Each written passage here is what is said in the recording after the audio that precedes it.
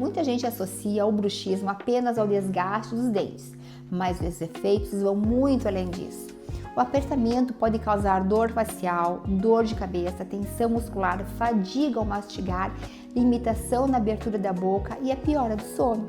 E existe um ponto importante: o bruxismo nem sempre tem uma única causa.